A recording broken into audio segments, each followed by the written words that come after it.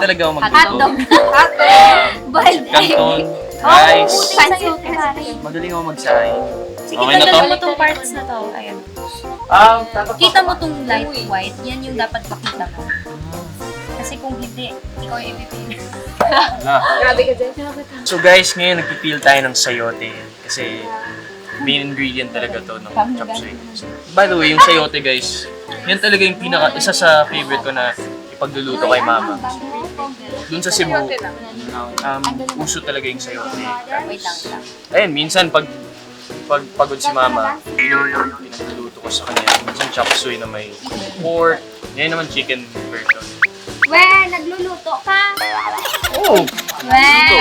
Luto, guys. Ayan, so habang si So, JC. ngayon tapos na dito, baba naman. Ano ba lagi mo ginagawa?